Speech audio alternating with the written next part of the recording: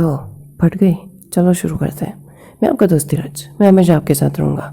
तो आज के इस वीडियो के अंदर मैं आपको क्लास 10 से रिलेटेड हर एक चीज़ बताने वाला हूँ, चाहे वो एनसीईआरटी की कौन सी रेफरेंस बुक्स लेनी चाहिए, सीबीएसई का सिलेबस और अपडेट्स कहाँ पे मिलते हैं। उसी के साथ साथ अगर आपको स्कूल वाले अच्छे से नहीं समझा रहे तो यूट्यूब के ऊपर ऐसे कौन कौन से चैनल्स हैं जहाँ पे आपको अच्छा स्टडी मटेरियल और एक्सप्लेनेशन मिल सके।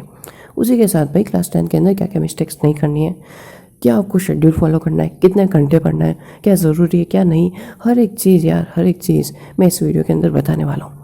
तो चलो शुरू करते हैं। अभी रिलेटिव्स का टाइम शुरू हो गया है। रिलेटिव्स आएंगे, फ़ोन करेंगे, मिलेंगे, कहेंगे कि बेटा इस साल तो बोर्ड है और तैयारी कैसी चल रही है, इस बार तो 90% लाएगा तू, 90 से ऊपर लेके आएगा। तो उनकी कुछ कहेंगे कि उनकी बातों पे ध्यान ना दो, और मैं कहूँगा उनकी बातों पे ध्यान दो। गुस्सा आ रहा है आने दो, उस गुस्से को ऐसा यूज़ करो ना कि उनका मुंह भी चुप हो जाए जब आपका रिजल्ट आए। जहाँ बात करें हम लोग सीबीएसई की, तो सीबीएसई उसका मतलब हमेशा से ये रहा है कि वो स्टूडेंट्स को हमेशा हिला देती है। पर आप लोग फिक्र मत करो, सीबीएसई का कोई भी अपडेट आएगा आप लोगों से रिलेटेड तो मैं उसको अपने चैनल पे इंस्टेंटली डाल दूँगा। तो चैनल को सब्सक्राइब कर लो ताकि अपडेट कोई भी हाथ से ना छूटे। तो अब चलो असली बातें शुरू करते हैं। तो सबसे पहले शुरू करते हैं हम लोग सभी के फेवरेट सब्जेक्ट साइंस से। तो साइंस में जो बुक है वो आपको रेफरेंस बुक किसी की भी ज़रूरत नहीं है, आपके लिए जो एनसीईआरटी है वही काफ़ी है यार। एनसीईआरटी आपके लिए बेशक काफ़ी है, इसके अलावा आपको कोई भी प्रीवियस ईयर बुक या फिर किसी को भी लेने की कोई ज़रूरत नहीं है। अगर मैं इसमें चैनल्स बताऊं तो सबसे अच्छा वन एंड ओनली जो चैनल है जो कि अनबीटेबल है वो है एडू मंत्रा। वहाँ पे आपको एक्सप्लेनेशन, हाँ ठीक है, ऐसा हो सकता है कि कुछ नोट्स जो हैं वो आपको फ्री ना मिले, पर फिर भी वो इनफ है आपके लिए कि वहाँ पे जो कुछ भी है वो हर सब्जेक्ट के लिए परफेक्ट है। उसके बाद जो आता है, अगर आपको कैरिमिनाटी और ये रोस्टिंग और ये सब कुछ अच्छा लगता है तो भाई साहब बाबा बंगाली का ज्ञान, ठीक है, ये एक चैनल है। तो भाई इसके ऊपर जाने के बाद ना सीरियसली ये आपको बहुत ज़्यादा अच्छा लगेगा। अगर आपको रोस्टिंग अच्छी लगती है और नहीं भी लगती तो भी ये बहुत ज़्यादा शानदार है। उसके बाद जो चैनल आता है वो आता है, देखो आप लोग चाहो तो पढ़ ले सकते हो, क्योंकि उनके जो नोट्स होते हैं उनके प्रीवियस ईयर क्वेश्चंस और नोट्स और चैप्टर के नोट्स, माइंड मैप्स, वो सब कुछ वहीं पे हो जाता है। उसके बाद शुभ निर्बंध को तो सब्सक्राइब करना ही है। ये मेरे अकॉर्डिंग वो चैनल्स हैं जो आपके साइंस के लिए तो इनफ होने चाहिए, ठीक है। तो अब आ जाते हैं हम लोग दूसरे सब्जेक्ट जो कि है हमारा इंग्लिश। देखो मैं 5 मेन सब्जेक्ट्स की बात कर रहा हूँ जो कि ज़्यादातर बच्चे लेते हैं। तो इंग्लिश के अंदर क्या करना है, इंग्लिश के अंदर कोर्स है या फिर जो लिटरेचर पार्ट अगर मैं कहूँ तो उसकी दो ही बुक्स हैं बेसिकली ज़्यादातर स्कूल्स में, जो कि है first flight and footprints without the feet. तो मैं आपको सजेस्ट करूँगा कि एनसीईआरटी की जगह आप इनकी सप्लीमेंट्री बुक्स ले लो। सप्लीमेंट्री बुक्स के अंदर क्या होता है कि इनके अंदर जितने भी एनसीईआरटी क्वेश्चंस हैं उनके अंदर आंसर्स होते हैं। और अगर आप शुरुआत से या फिर कुछ क्लासेस हिंदी मीडियम में पढ़े हो तो उसकी भी कोई टेंशन की बात नहीं है, बिकॉज कि उन बुक्स के अंदर एक पैराग्राफ इंग्लिश का होता है, दूसरा पैराग्राफ हिंदी का होता है, मतलब उसी को ट्रांसलेट करके। तो और सप्लीमेंट्री बुक्स मेरे अकॉर्डिंग वो बेस्ट रहेंगी इंग्लिश के लिए, तो वो लेना ज़्यादा सही रहेगा। एंड उसके अंदर क्या होगा कि आपको अलग से नोट्स बनाने की, अलग से सॉल्यूशंस लिखने की ज़रूरत नहीं पड़ेगी, उसी में सारा हो जाएगा, ठीक है। तो इंग्लिश का तो इतना ही था। अब मैं अगर इंग्लिश के चैनल्स के लिए बताऊँ तो इंग्लिश के लिए पढ़ले जो है वो सबसे बेस्ट चैनल है, क्योंकि उनके उधर एनिमेटेड सीरीज़ है और एनिमेशन तो आप लोगों को कितना पसंद है ना। तो पढ़ले मेरे अकॉर्डिंग सबसे बेस्ट है वो, एंड वो इनफ भी है क्योंकि उसका एक वीडियो देखने से आपको समझ में आ जाएगा। तो इंग्लिश के बाद आती है बात हिंदी की। कुछ लोगों ने हिंदी के साथ साथ संस्कृत को लिया होगा, ठीक है, तो ये दोनों के लिए एप्लीकेबल है। मोस्ट ऑफ लोग हिंदी को ही लेते हैं, संस्कृत कुछ के ऊपर से निकल जाता है, तो हिंदी पे चलते हैं। हिंदी में अगर आपका कोर्स ए है, देखो सबसे पहला तो main difference course A and course B का। कोर्स ए के अंदर 2 बुक्स आती हैं, पहली आती है क्षितिज और दूसरी आती है कृतिका, ठीक है। ये दोनों जो है आपको एनसीईआरटी बुक्स लेनी है, एनसीईआरटी बुक्स इनफ है, ठीक है। वैसे भी इसमें से ज़्यादा कुछ ऐसा मतलब थ्योरिकली ऐसा कुछ भी नहीं है, इसके अंदर सिर्फ स्टोरीज़ हैं, पोएम्स हैं बस। और कृतिका वो लंबी ज़रूर है पर अच्छी है। और इसके बाद ये हिंदी कोर्स से हो जाता है। अगर आपने हिंदी कोर्स बी ले रखा है तो उसके अंदर एक बुक आती है स्पर्श और एक कोई और बुक आती है, पर बेसिकली सब लोग हिंदी कोर्स ए ही लेते हैं, बी बहुत कम लेते हैं। एंड जहाँ तक मैं बात करूँ संस्कृत की, तो संस्कृत में सिर्फ उनकी ही नॉमिनेटेड बुक्स हैं एनसीईआरटी की, वही ले लो। और अगर अभी तक संस्कृत चूज़ नहीं किया है तो भाई मत करो, हिंदी अच्छा है, हिंदी ले लो। ओके, कि बिकॉज संस्कृत के ऊपर बहुत कम चैनल्स हैं।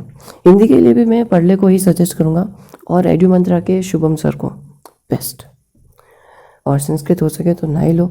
और अभी भी अगर अभी भी आप लोग चेंज करा सकते हो, पता है, अभी भी आप लोग चेंज करा सकते हो। 1-2 महीने के बाद आपके स्कूल वाले आपसे पूछेंगे कि आपने जो सब्जेक्ट्स को सेलेक्ट किया है क्या वो ही लेने हैं।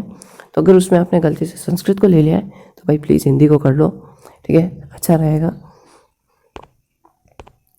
तो साइंस, इंग्लिश, हिंदी के बाद हम लोग आ जाते हैं एसएसटी के ऊपर,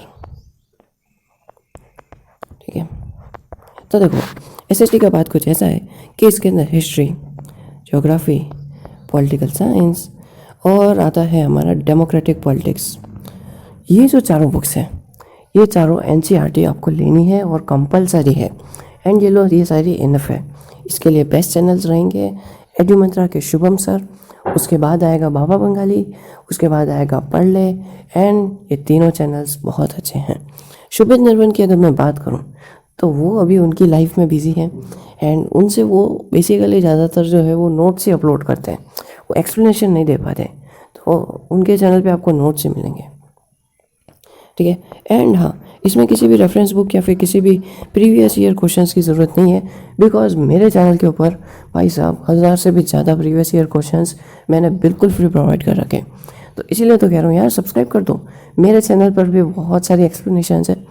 बट क्या हुआ कि मैंने इसी ईयर को, मतलब कि जब मैं 10th में था तब मैंने इसको शुरू किया था, तो इतना ज़्यादा मेरे को एक्सपीरियंस नहीं था। तो शुरुआत के कुछ वीडियोस कुछ खास नहीं है, पर उसके बाद वाले वीडियोस बहुत ज़्यादा अच्छे हैं।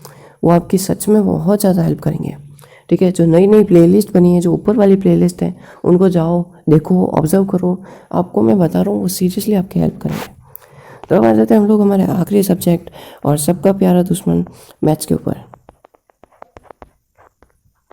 मैथ्स के अंदर क्या करना है, तो देखो मैथ्स का क्या थोड़ा सा अलग बात है, तो चलो देख लेते हैं। कहाँ मर गया यार, हाँ। तो देखो मैथ्स में होते हैं 3 टाइप के लोग, 1, 2 एंड 3। तो फर्स्ट कैटेगरी में वो आते हैं जो कि हैं बिल्कुल एक्सपर्ट, मतलब कि उन्हें मैथमेटिक्स में सिर्फ ऊपर से ओवरव्यू करना है, बाकी उनको सब कुछ आता है। ऐसे के लिए मैं सजेस्ट करूँगा प्रीवियस ईयर क्वेश्चंस की आप कोई भी बुक ले लो जो कि सीबीएसई प्रीवियस ईयर क्वेश्चंस की, तो उसमें बेस्ट रहेगी एडुकार्ड। वो इतनी ज़्यादा महंगी भी नहीं है, उसके अंदर हर एक क्वेश्चन है, एक्सप्लेनेशन है, सेल्फ नोट्स हैं, और वो हमेशा से बेस्ट रही है। तो आई विल सजेस्ट यू एडुकार्ड। ज़्यादा आपको किसी चीज़ की ज़रूरत नहीं है, बिकॉज एनसीईआरटी तो आप ऐसे ही कर लोगे, पर हाँ एनसीईआरटी को आप जितनी भी बार कर सकते हो ना, उतनी बार आप ट्राई करना। इसके बाद जो दूसरे टाइप के लोग हैं, वो ऐसे लोग हैं कि वहाँ वो मतलब एज ए एवरेज कह सकते हो, उन्हें ज़्यादा कुछ आता नहीं है, पर अगर वो मेहनत करें तो शायद कुछ हो सकता है।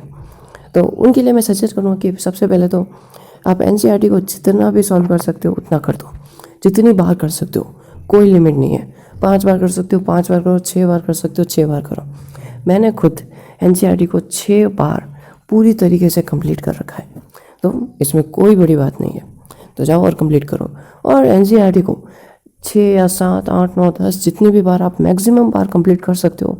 एंड फिर जब आपको एक सेटिस्फेक्शन लगता है कि यस अब कोई भी क्वेश्चन आ जाए मैं कर सकता हूँ, तब आपको ले लेनी है एडुकार्ड की प्रीवियस ईयर क्वेश्चंस, बिकॉज कि अब आपसे एनसीईआरटी के क्वेश्चनिंग को समझ चुके हो, अब आपको समझना है सीबीएसई के क्वेश्चनिंग को, तो फिर आपको ले लेनी है एडुकार्ड। अब आते हैं इसके बाद कुछ लेजेंडरी लोग जिन्हें घंटा कुछ भी नहीं आता, एकदम ज़ीरो है वो, शून्य।